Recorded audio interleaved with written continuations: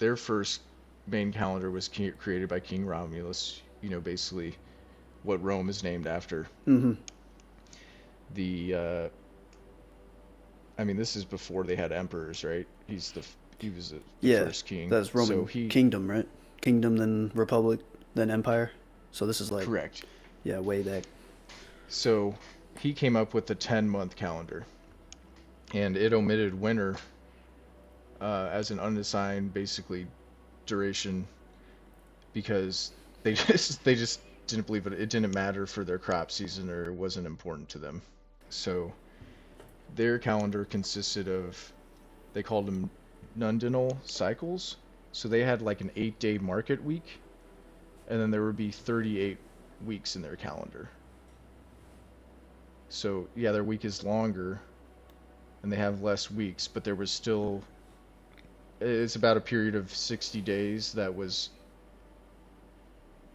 not seen, or they didn't You match just the didn't count. recognize it They as like didn't a, recognize it. Yeah, they're like, it's yeah, winter, it doesn't matter.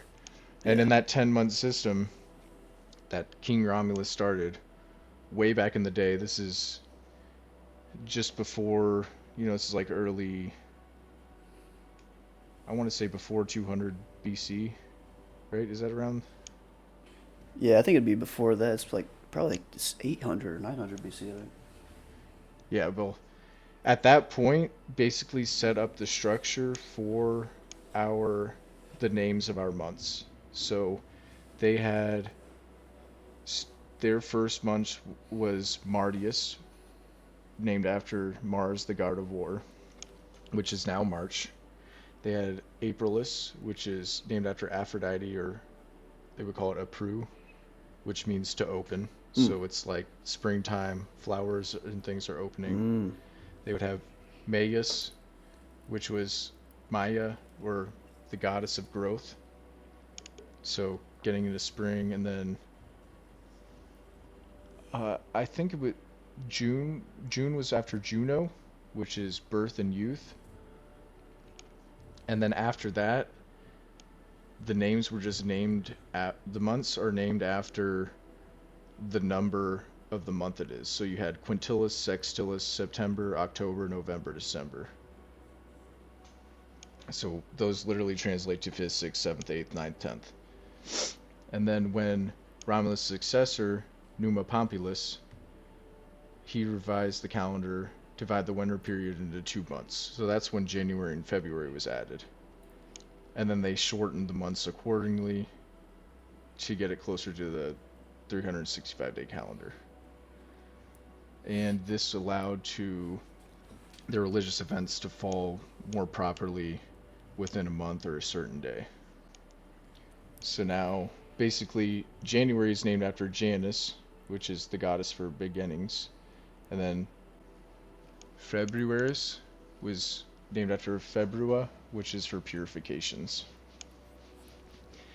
So then when Julius Caesar came into power, he reformed the calendar in 46 BC to more closely follow the Egyptian calendar. And his calendar, so basically he had some influence from the Egyptians, and he knew that they needed to add a leap day every 4 years. So at this point, when Julius Caesar was in power in 46 BC, they knew that they had 365.25 days. So once he revised the calendar, each month alternated from 31 to 30 days.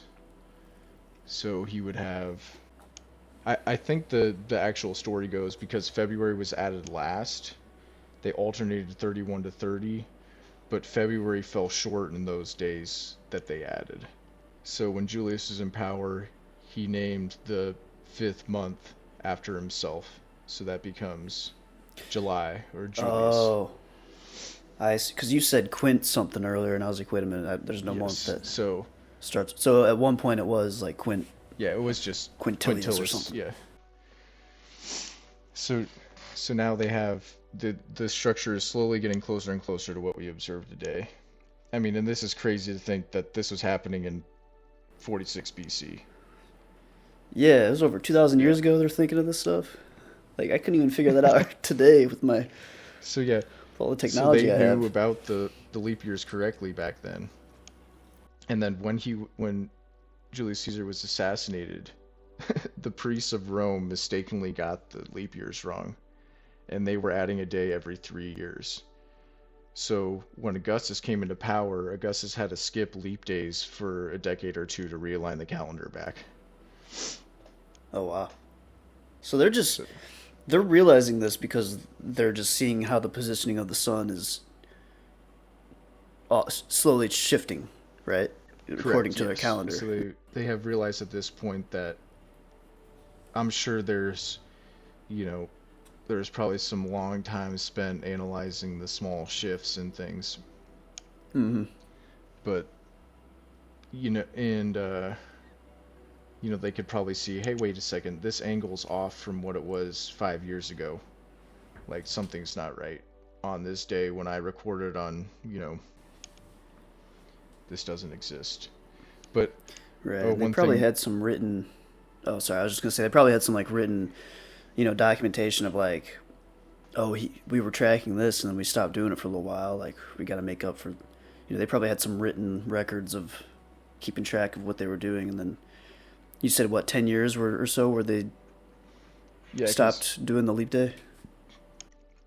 yeah, so I think the astronomers probably realized, hey, it's 365 and a quarter, and then basically for I don't know however long, but I forget what the exact period is between Julius Caesar getting assassinated and Augustus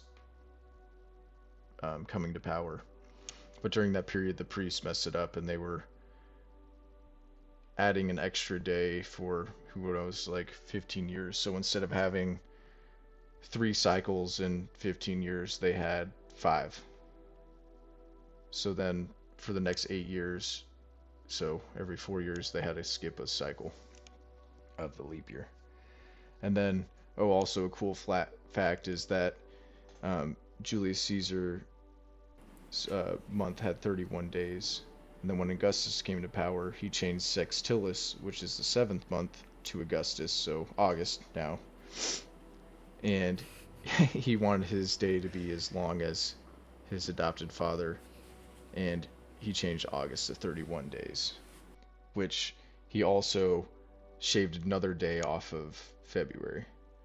So now, Oh, yeah, really? so now, It's like I'm just gonna take this one from February.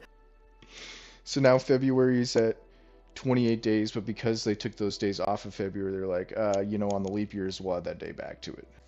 So as we talked before about the difference between the solar calendar and the lunar calendar, because the lunar cycle is about 29 and a half days.